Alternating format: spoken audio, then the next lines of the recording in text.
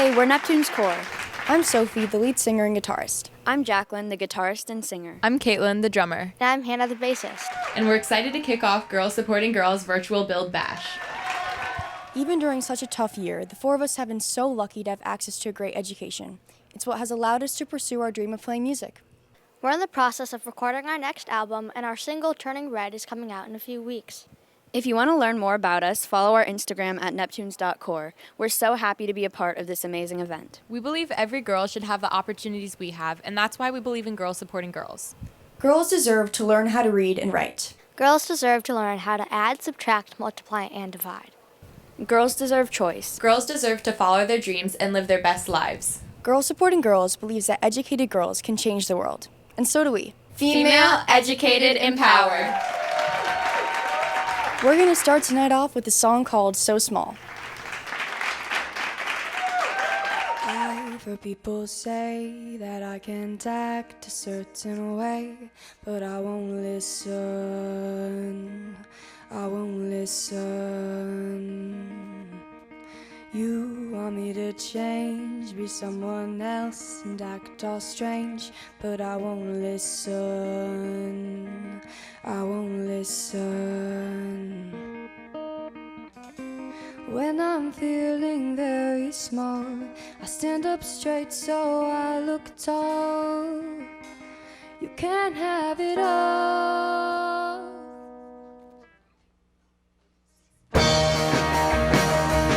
I shouldn't have to care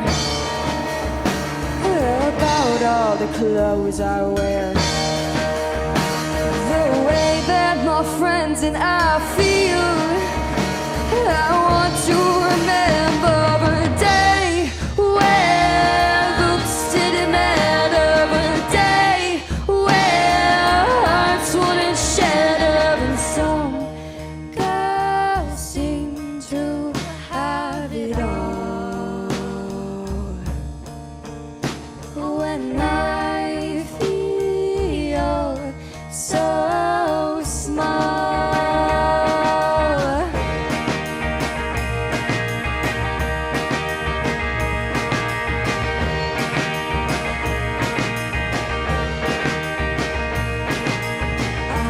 people say that I can't act a certain way, but I won't listen.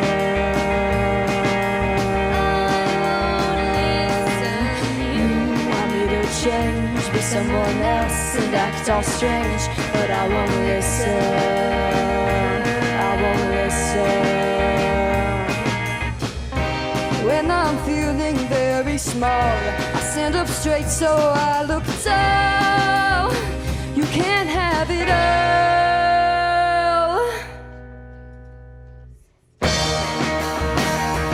I shouldn't have to care about all the clothes I wear, the way that my friends and I feel. I want to remember a day where looks didn't matter, a day wouldn't shatter, and some girls seem to have it all. When I feel so small, so small, oh, so small, oh,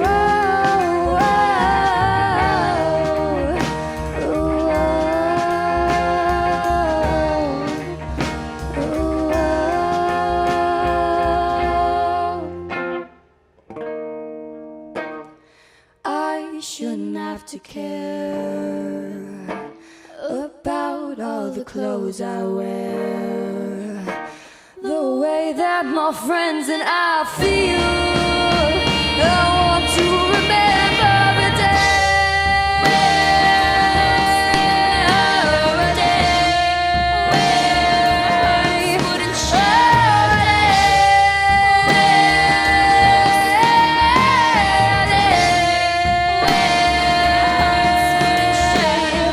Some girls seem to have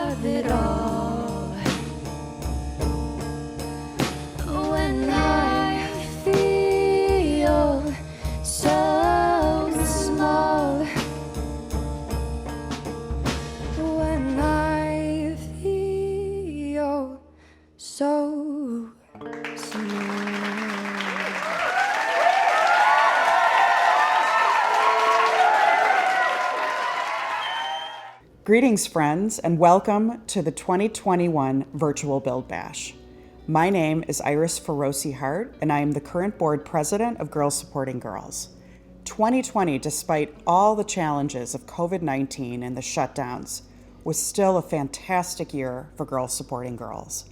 We were able to fund 3 schools, one in Nepal, one in Guatemala, and one in Malawi, 30 scholarships for girls in Sierra Leone, as well as 2 adult literacy programs in Nepal and Senegal. 2021 is also looking good, and we're focusing on new goals. And with your help, we'll be able to achieve them. Our goals for this year are another school in Guatemala, an adult literacy program in Mali, as well as 30 more scholarships in Sierra Leone to continue helping girls attend school. 90% of the money we raise goes directly to our fundraising efforts, to our schools, our scholarships, and our literacy programs. All this is possible because of our amazing Girls Supporting Girls board. Besides me, the executive committee consists of Rachel Brennan, who is our vice president, Jaleka Salme, who is our secretary, and Monica Kuzma, who is our treasurer. As far as the rest of the board, we have our 2 founding members, Judy Sutton Taylor and Juliet Moffett, as well as Patty Morrow, Amanda Norcross, and Christine Jordan. We welcomed 2 new board members this year, Sherry Johnson and Jennifer McConaughey. We'd also like to thank our partnership organizations, Build On, Schools for Salone, and Chicago Scholars, for helping us reach the girls that need help the most. Plus, we'd love to give a shout out to the people that made our virtual fundraiser a reality and helping us navigate this new landscape. That would be our videographer, MJ Risk, and Kelly Haig from One Cause.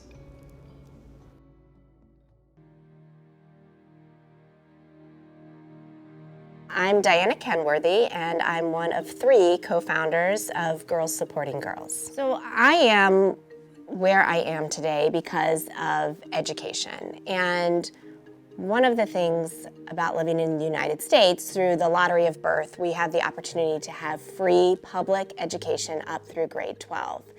And for many parts of the world, that's just not an option. In 2013, I saw a documentary called Girl Rising, and it is a story of 9 girls all around the world and about the obstacles that they face in trying to get an education. Those obstacles can be poverty, location, culture, and that movie really brought it home for me. And shortly after seeing that movie, I had lunch with one of my good friends and a GSG co-founder, Judy Sutton Taylor, and we talked about the documentary. We came up with this crazy idea that we wanted to do something locally and internationally, and the idea for Girls Supporting Girls was born. My name is Juliet Moffett, and I'm a co-founder of Girls Supporting Girls. Starting a nonprofit seemed really overwhelming, really, to be honest with you. I very much believe in the power of one, but I knew it was going to take much more than just the 3 of us to get this done. And we started looking for like-minded, like-passioned people to see how we could sort of channel this power. Through that, we found an amazing group of women who did share this passion, and each and every one of them has helped shape and grow this beyond our wildest dreams. Hi, my name is Judy Sutton Taylor. I'm one of the co-founders of Girls Supporting Girls and a current board member. Clearly, girls have more obstacles than boys when it comes to gaining access to education. There are far fewer girls in school than boys around the world. But for Girls Supporting Girls, it's equally important for us to have boys be a part of all the programs we do. And that's because we want boys to see girls as their equals and as their role models as they grow up. One of the things we realized very quickly was, as a small local nonprofit, we did not have the capacity to deal with larger issues such as infrastructure and construction on an international basis. So we set out to find international partners that would help us do that. First, we worked with Room to Read. We had 2 projects with them, one in Sri Lanka and one in Cambodia. And then we worked with Build On. And Build On allowed us to broaden our reach greatly to many more countries. We also worked with Schools for Salone, and they have given us the ability to provide scholarships for girls there to go to school. A lot of these girls, even though they're able to go to school, they don't have kind of the little extra push that gets them there. So our scholarships provide bicycles and school supplies and uniforms and all the little things that can prevent these girls from attending school even if a school is available to them. We've also partnered with Chicago Scholars locally to provide broadband and laptops to kids when we had to go to remote learning this year. Well, we've evolved so much over the past 7.5 years. I remember conversations between Judy, Diana, and myself in our kitchens where we just sat there knowing that we really had to do something and we weren't quite sure how to put that plan into action. It was really with the power of the board, our sponsors, and all of our donors that I think we've grown to the strength that we have today. It's hard to believe that it's been 8 years now since when we first started Girls Supporting Girls. Since we started, I believe we have 7 schools in 6 countries, but we have also expanded. We've started doing adult literacy programs. We have funded teacher training programs. We have funded scholarships for girls in Sierra Leone, and we have made a commitment that once we start funding a girl, we will see her through her education, which is very important. One reason why educating girls is so important because it gives them economic power, and we know from the statistics that when you educate a girl, she not only improves her life, but she improves the life of her family and her village, and in fact, even the GDP of her entire country when girls are educated. But in addition, she now is viewed with more respect. She has the ability to have a more equal partnership with her spouse. She is regarded in the village in a different way as more of an equal. And by educating girls, you give them autonomy and control over their lives.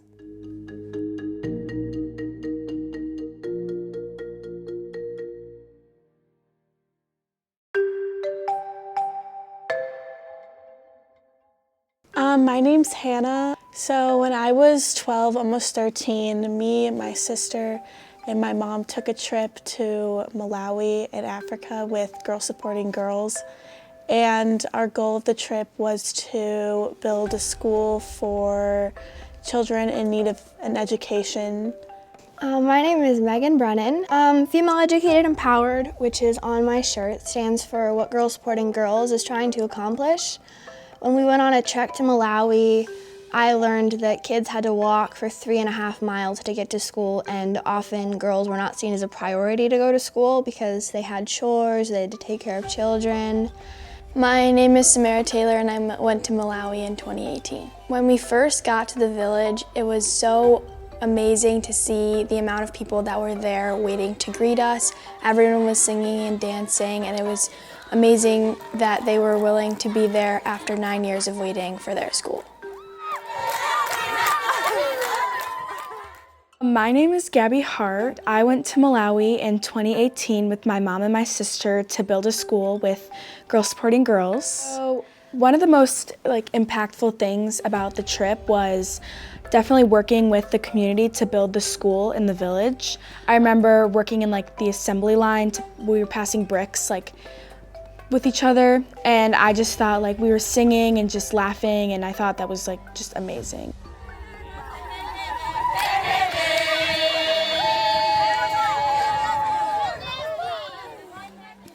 I loved working on the construction site. I liked how all of the village came together to work for a greater goal, and I thought it was so amazing seeing that it wasn't just the men who were working on the work site, it was also women. And it was crazy to me because they all had babies on their backs and it was really hard work. And for us, we were all working hard, but they were working twice as hard to do the same thing. One thing that surprised me the most during our trip to Malawi would have to be that our host mom, Agnes, did not know her numbers completely. And when we would gather around and play Uno and go fish, she was a little nervous and hesitant at first because she didn't know all of her numbers. Eventually, we would hold up the number cards and she would show us the different numbers on her fingers so we could communicate back and forth and help her learn her numbers. And I thought it was really cool because we got to bond with her and we got to help her with something that she was insecure about. So when we were there, we went and talked to the adult literacy group, and we were able to witness the adults writing their names for the first time. And later that week when we visited an already built school in Malawi, there was a woman who had a really interesting experience that really stuck with me. She would get lost every day. And so through the adult literacy program, she was able to start being able to read the bus maps and then was able to go and find a job to support her family.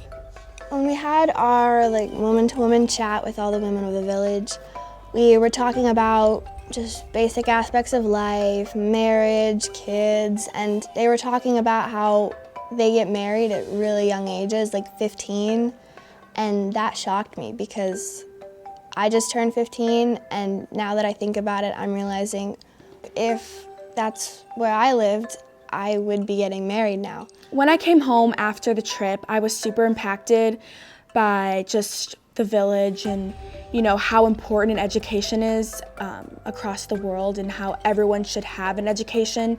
So I decided to create a group, Girls Supporting Girls Junior, with my high school friends. And basically what we did is we did the same thing. We fundraised, we were able to raise the money.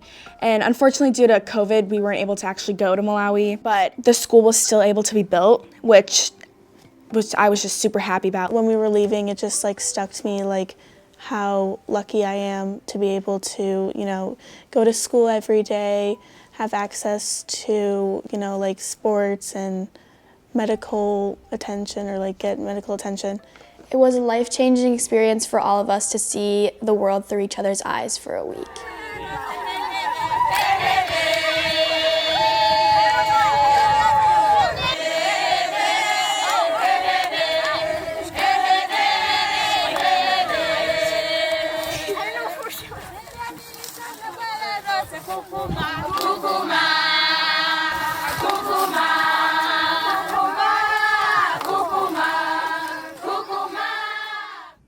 Well, hello everyone. It's Alex Moffat, America's sweetheart. Also, I happen to be the very proud brother of Juliet Moffat. And she's one of the 3 co-founders who started GSG way back in 2013. In a little over 7 years, GSG has built 7 schools on 3 continents, provided 100 student scholarships, and funded teacher training workshops and adult literacy programs in 6 countries. Yowza! That is a good stat sheet, I will say that.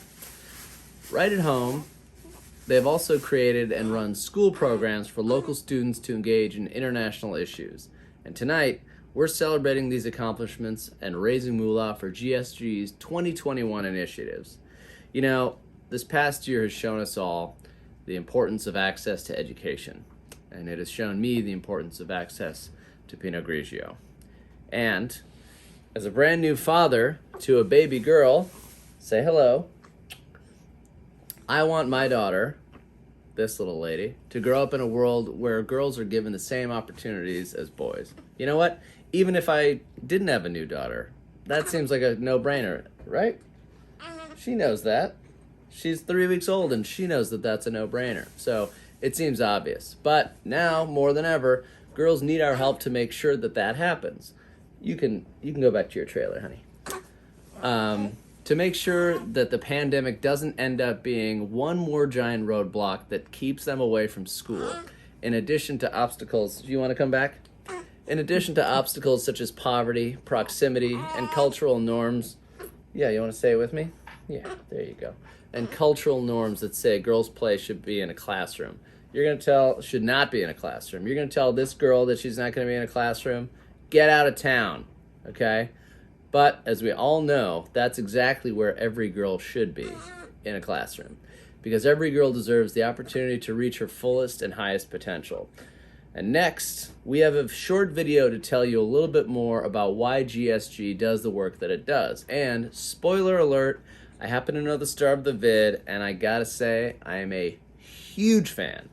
Huge. You're gonna love her. This kid's a star. Enjoy and go GSG. Let's raise some money. Right? Yeah.